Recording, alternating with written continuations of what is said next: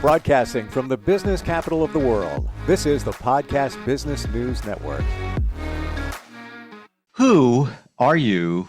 Part 2. That's what we're talking about today. We talked about this last time we got together and kind of dabbled in sense of self. Who are you?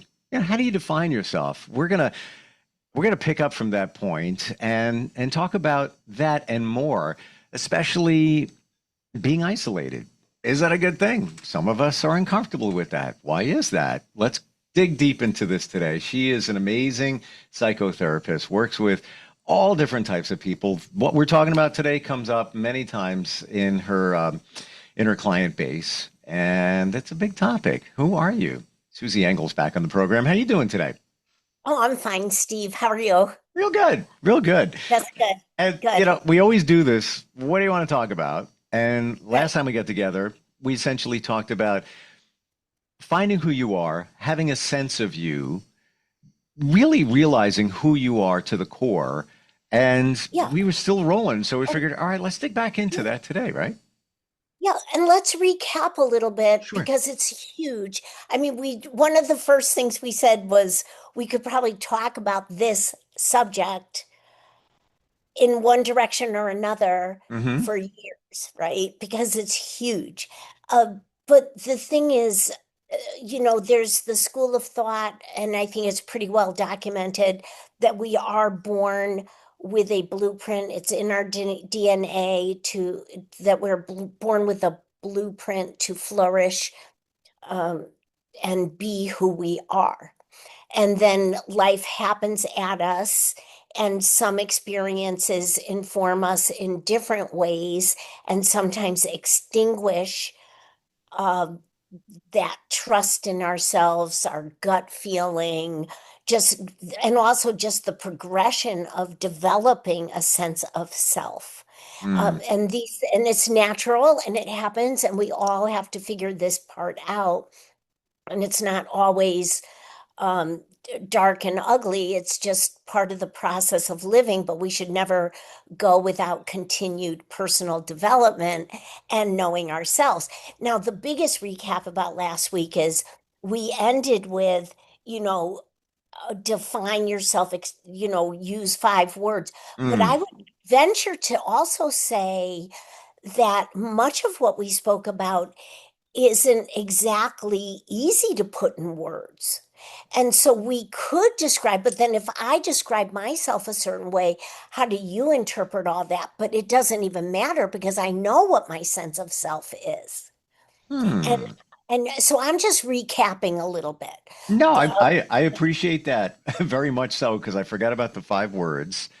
And I'm getting visuals and downloads of this whole topic, that it's so big and important that we don't think about it because we just go through life. We do our thing and we don't realize it is the foundation for everything.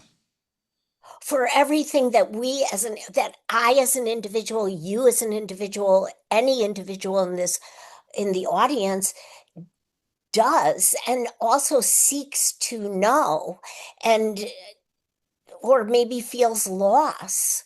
So it's a big, big issue. But what I think the biggest takeaway, which I'm glad we have the opportunity to summarize a little bit, and I don't think it was overly emphasized, is that knowing ourselves, having a sense of self it's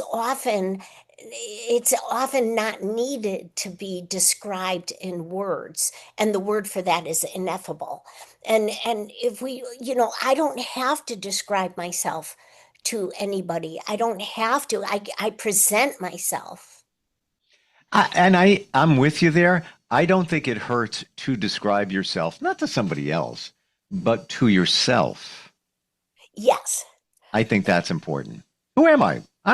Do I really know? I'm Susie Engel. And I'm not. And there's nothing wrong with that. No, absolutely not. Of course you're not. Yeah. Right? So where can we put the microscope on sense of self today? Where should we go? Because there's so many different aspects, camera angles, if you will. Yes, and I thought maybe, and maybe it'll seem like, what does this have to do with anything? And I'm a firm believer that everything is interrelated. But maybe we could talk about why is it that some individuals, and you and I have touched upon this, why is it that some individuals are so liberated to do anything independently or on their own? And I'm not talking about overly self-reliant. I'm not talking about isolative. I'm Hmm. talking Hmm. about in a socially healthy way, in an adaptive way. Why are some people able to do anything like go to a restaurant, go on vacation by themselves, travel the world on their own, whatever this is? And why is it that some people are limited or inhibited or need somebody else to do these things Hmm. with, and then they don't do it if other people aren't available? Well, let's look at that person as opposed to looking at the people who are, for lack of a better word, independent. We'll just kind Yes, of use it's a that good word for it's a good those word. people. Um, Yes. those who feel the need to be connected to somebody else all the time, or have somebody around, whatever it might be, could that be connected to other uh, situations in their life, from their childhood, maybe fear of separation, that kind of thing. Yes. And I like the way you're bringing that up. I mean, there are a lot of options and directions we can go. Um, a lot of satellite conversations around this. Hmm. But if we think about, so separation anxiety, but if we even just describe that maybe one individual was brought up in to be cautious, and maybe they were taught to be careful, Mm-hmm. watch out, our defenses. We have like the part of us that zips ourselves up and presents ourselves, and then we have this defense team, like a sport team, the defense team that's on the lookout. And if we're taught in a little bit of a lopsided way to strengthen our lookout defenses, then we may feel less comfortable saying, you know what, I'm just going to try this new restaurant, or I'm going to go to, in Hartford, they have salsa on Pratt Street. It's a beautiful street. My mother and father actually met each other on Pratt Street Mm. because they worked in the same office building. But Wow. they have salsa, and you don't have to, if you go with somebody, you go with somebody. But if you want to go, you can go. And there are hundreds and hundreds of people who just want to share the beauty of salsa. And there's a DJ and everybody's dancing because people are free, right? But Mm-hmm. if I want to go, I will go. But if the person who's taught, oh, you'll park on your own, you'll walk a few blocks in Hartford, da da da da da, they're going to be maybe overly cautious or Right. inhibited, or Right. what are Or the words? overthink it. And I don't mean that in a Or, bad way, but overthink or it. overthink it. Like Yeah. they could be initially saying, "Well, I'd like to salsa. Maybe, they knew somebody back in the day, and it was a kind of a fun activity for them, and they're thinking about going to Hartford, Connecticut, where you are, or in that geo, and thinking Yeah. about it. And now all the other things stack up. Well, I got to park, like you said. Maybe I don't feel safe. What Yeah. about if I can't find somebody to dance with Yeah. there? What if this? What if? Does this all go back to It fear? goes back Fear. to Always fear. fear. Yeah, it always goes back. I mean, fear is an emotion that we all need to learn to normalize, Mm. because if we give power to fear, and my oldest brother uses this term often, he'll say, "Oh, well, then the person will become risk adverse." And it's what is the risk? I mean, first of all, Hartford is not a dangerous city. I mean, I just don't get any of that. Just like New York City is just like the greatest place on earth.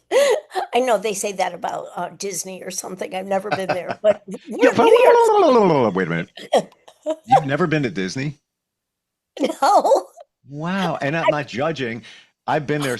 I'm not a Disney fanatic at all, at all. Okay.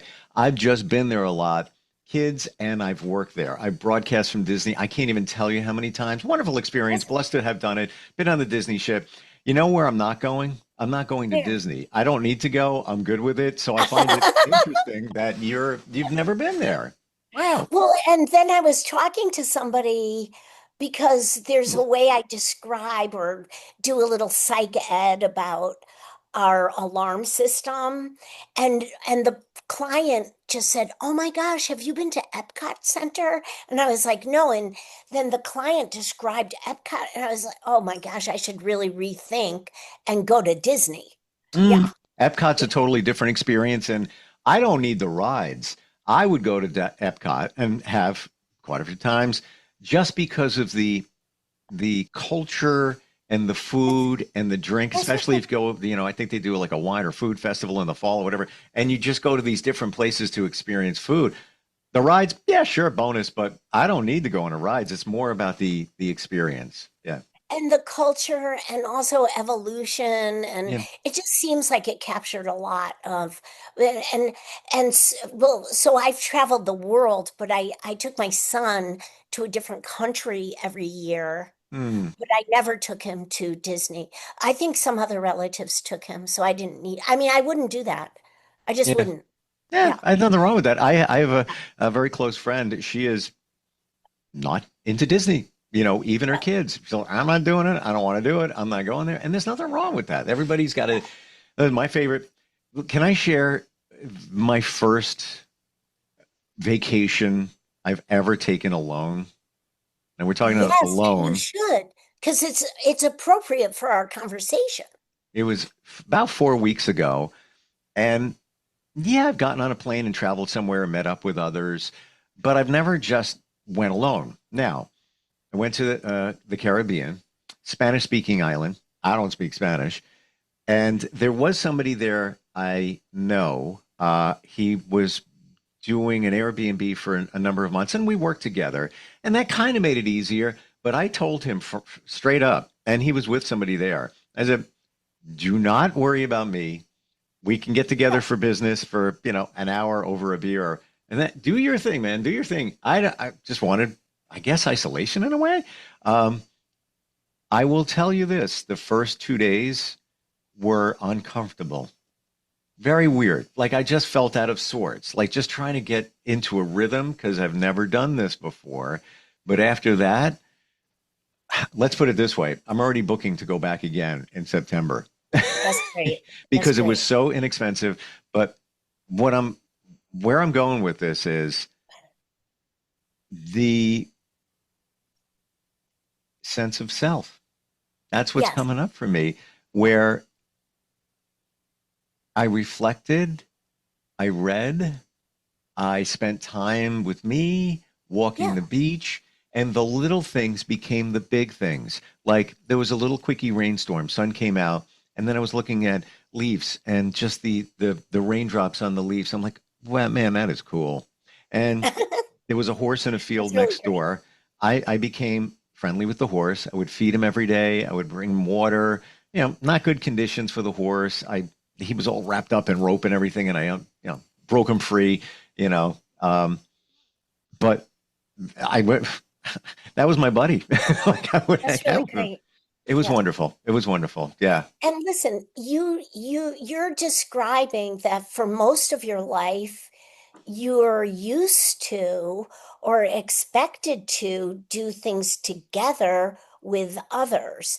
And here you booked this trip, and for the first couple of days, I don't even know if we have to judge that it's uncomfortable, but maybe it is uncomfortable, but it was new or is different, Hmm. and you were adjusting. Like, I think it's a very good thing for people to think about before we judge whether we like something or don't like. Let's get through some adjustment Sure. period and see where we land. Now, I've been doing things independently as far as I can remember, right? So for me to book a trip and travel someplace, even most places do not speak English because the world doesn't revolve around America. Mhm. People need to know that. You know, it's really doable. We have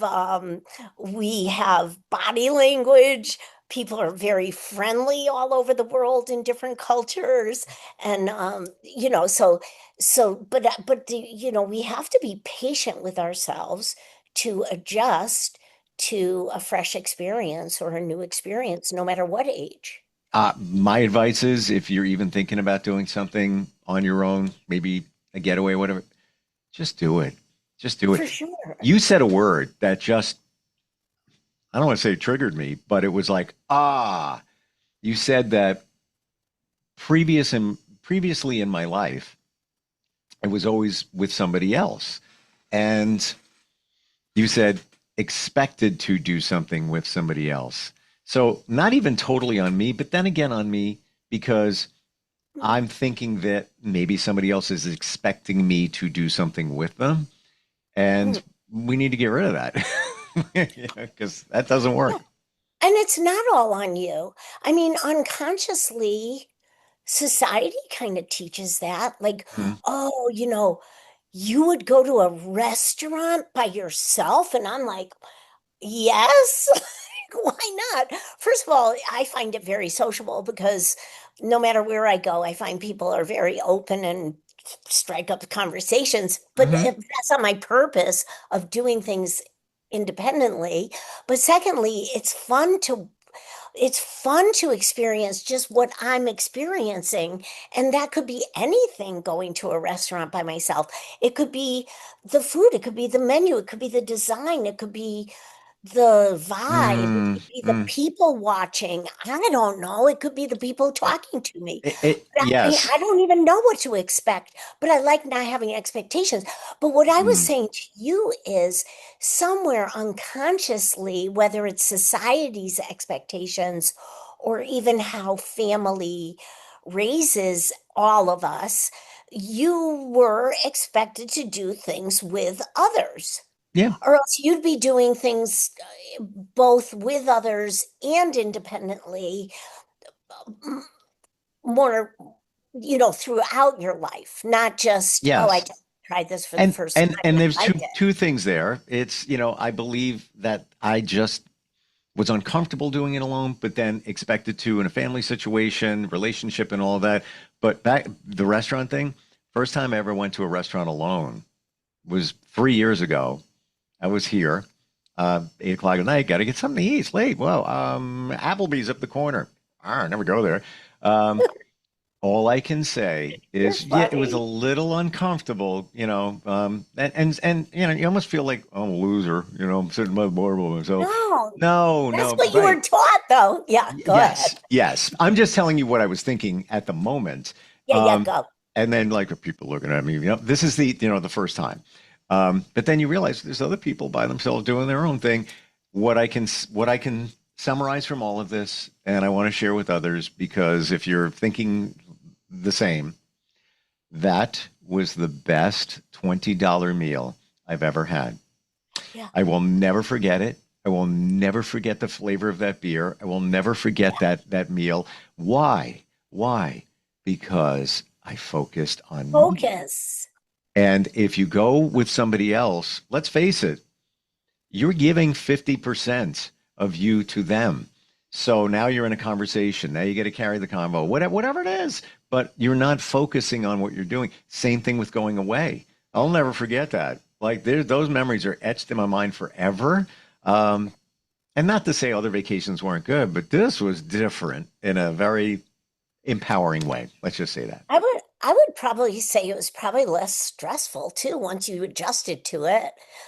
Just Yeah, being on your own for whatever the remaining days of that trip was, that was like for you a to 100 billion%. experience. And I'll tell you Right. this, I it, like it, it. it's almost as if I manifested where I was going to go because everything I needed was there. It was beautiful. It was like a resort, but it was a condo complex, but they Uh, manicured perfectly. And there was a little tiny restaurant with a little bar. I'm the only person there. I walked down, I got my own personal chef, and $8 I had yeah. dinner. Like such a win. Um, Like everything was there. and right Yeah. down to the ocean. So great. And so there are a lot of elements that we need to contend with. And Yeah, just in you describing, and I didn't mean to interrupt you, not at but all. you said the first time I went to the restaurant on my own, what are people thinking? That's, and we've touched upon this, but this is like a huge issue. What are people thinking? Well, we are taught that. Yeah. We are taught that through other people's judgment. And one of my clients characterized it as we'd have these great times, and then there'd be the interactions after the experience that were laden with, she didn't say laden with judgment, but she said then there was the interactions after the event. and I'm saying laden with judgment. So then we Mm. start learning, am I a loser? The questioning. What are people thinking? And we've talked about these things, but these Yeah. are all learned. We're not born worrying about these So things. can I ask you a question based on that? Yes.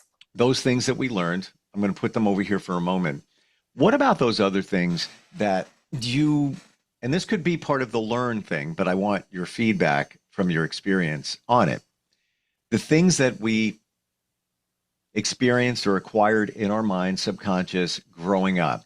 Let's say there was a moment of isolation. Let's say your best friend left you flat, and now it's stuck in your mind. Let's say relationship ended. Let's say parents got divorced. Maybe a parent passed away, and I'm alone now. That kind of thing. Is that the learned experience you're referring to, or is that something totally different? Well, those are experiences, right?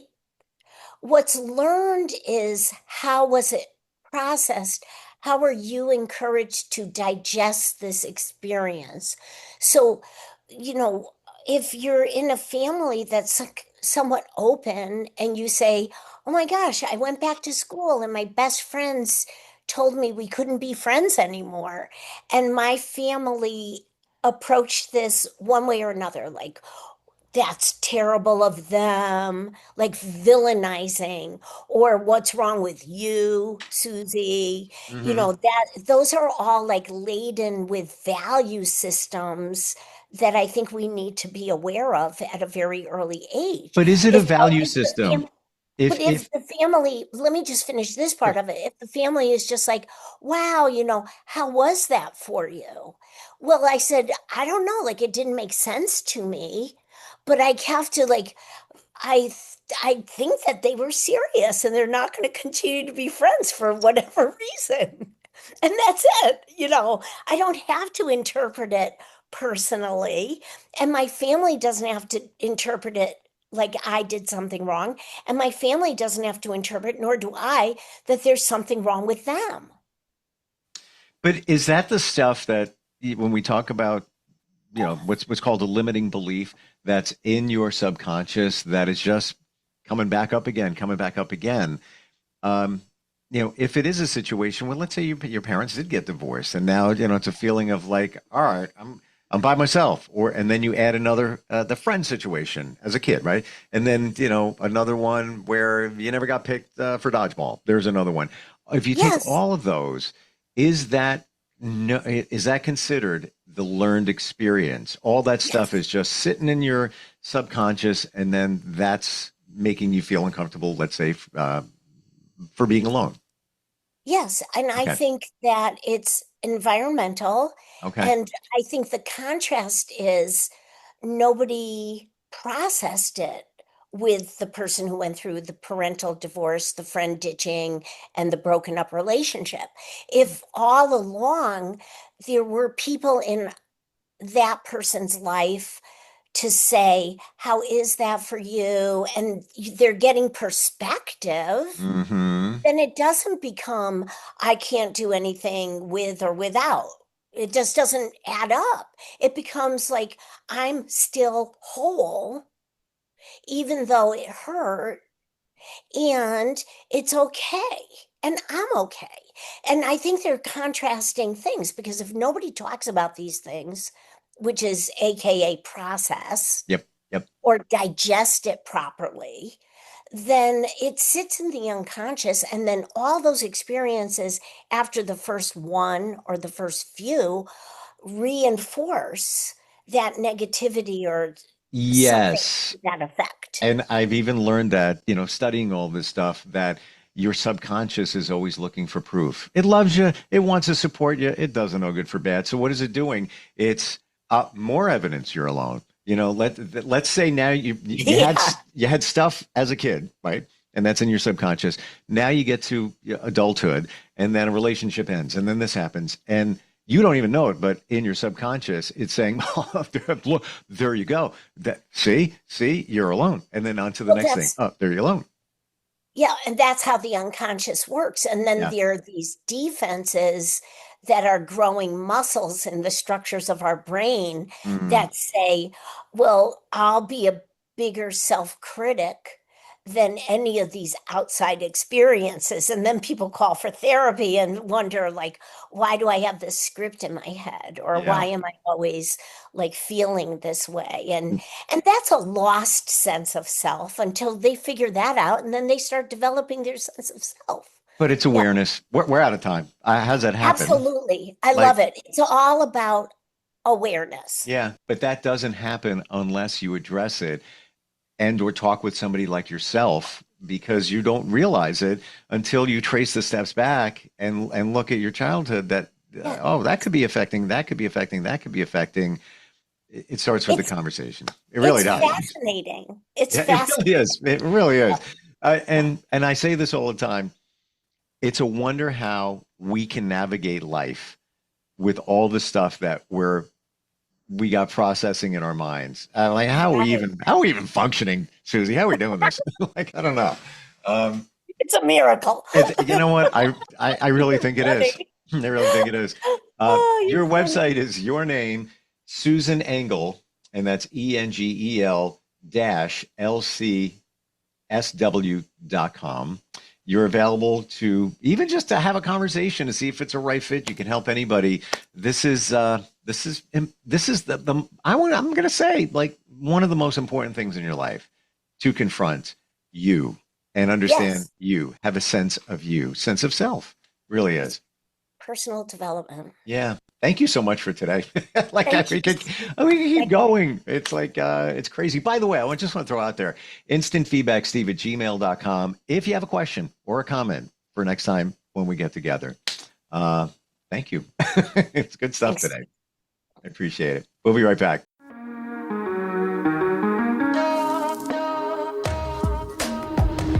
Broadcasting from the business capital of the world, this is the Podcast Business News Network.